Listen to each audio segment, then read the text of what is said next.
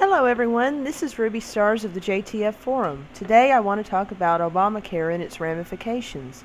As we know, Obamacare will most likely now go into effect in a couple of years from now, and so this is going to create a problem because there will be a lot more people using the healthcare system, but the same number of doctors as we have now.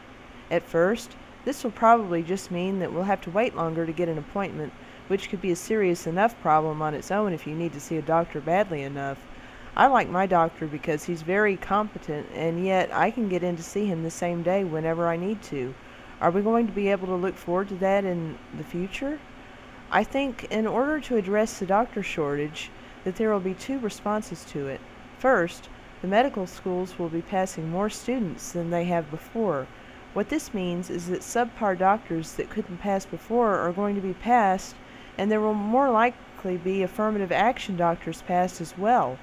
In the future, we're going to have to try to be very picky about our doctors, even more so than we are today. The second way this is going to be addressed is that there are more doctors from other countries. And this could be bad if they are, for example, Muslim doctors who are working in a hospital setting and they get a non-Muslim patient.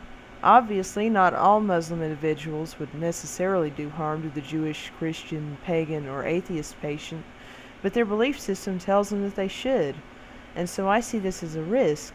We're going to be paying through our tax dollars to help fund abortions, gender transition surgeries, and other controversial things. In Oregon, it's likely that the assisted suicide medications will also be paid for with tax dollars. With all this in mind, it got me to thinking about how important it is for us to take care of our health. We can't avoid all doctor's visits, but we should try to stay as healthy as we can so that we're not as much at risk for malpractice or other dangers of the medical system under Obamacare.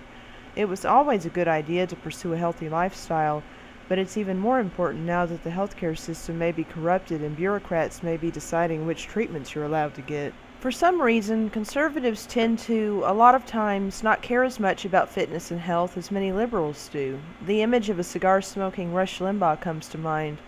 So I'm going to go over some guidelines that I think will help people if you're not really familiar with what to do. You should try to get, at a minimum, 30 minutes of exercise 3 times a week. You can start out slowly. If you live in a safe neighborhood, then walking is a great exercise. I do this often, and I really enjoy seeing what all my neighbors have done with their gardens, or walking through a park with paths, or walking to the store if I just want to go get a few things. I don't really recommend buying a treadmill or other exercise equipment because most people don't use them, and the big expensive machine just usually ends up sitting there. However, exercise videos are cheap, and some of them you can see for free online, like on YouTube, and you can exercise indoors that way. It's important to warm up with some stretching and ease into the intensity of your workout so that you can be less likely to injure yourself. You should also have a cool down after your workout where your activity slows down to give your muscles a chance to transition from working out to resting. You shouldn't try to do too much at first. If you're not used to working out, start slowly and commit to something you can stick with. Any exercise you can get at all, in my opinion, is much better than no exercise at all. It's better to be able to say you regularly exercise, even at a low level of intensity, than it is to sit around and not exercise at all.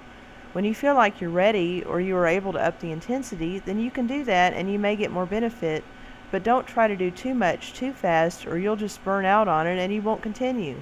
Adding some weight training along with aerobic exercise can help both men and women to be more fit and healthy too. Eating is something we all have to do to fuel our bodies. If you're used to overeating or to eating a lot of sugar or fatty foods, it might be hard to change. The first thing you should do is try to hit the 5-a-day goal for fruits and vegetables. If you eat a fruit or vegetable, then you're getting good chemicals called phytonutrients into your body, which have health benefits. And you're also eating fiber and vitamins and minerals. It might be difficult for some people to reach that goal if they're not used to eating fruits and vegetables. So try to start out slow with this too. Add an apple or a banana to your lunch bag. Have a palmful of blueberries with breakfast. Eat some greens on the side of your dinner. Have some carrot and celery dipped in peanut butter or yogurt for a snack in the afternoon. If you can, try to include as many different colors as you can because different colors of fruits and vegetables provide different benefits to your body. Try including red, blue or purple, orange or yellow, white, and green fruits and vegetables into your diet. You also need some healthy fats, and you can get those by including things like coconut oil, avocados, olives, nuts, seeds, and eggs into your diet. You don't need a whole lot of fat every day, but your body needs some to function properly. It's very important for your nervous system and other systems in your body. If you eat more lean protein, then you can often stay satisfied longer. Low mercury fish, chicken breast, turkey breast, lean pork, and lean beef are all good sources of animal-based protein. Eggs and low-fat dairy products also have protein in them. Plant sources of protein include meat substitutes, soybeans and other beans, and whole grains or pseudograins like quinoa. Carbohydrates aren't the enemy, but you should try to get your carbs from healthy sources. Try to choose whole grain products over refined grain. Get a lot of your carbs from fruits and vegetables. Even if you're not overweight, eating healthy is important for even skinny people. Eating junk food on a regular basis can still damage your internal organs or raise your risk of diseases like cancer, even if you never gain 1 extra pound.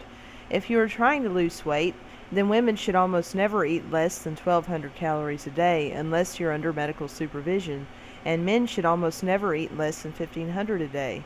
If you are pregnant or nursing, then your calorie needs may be higher and you need to follow your doctor's advice.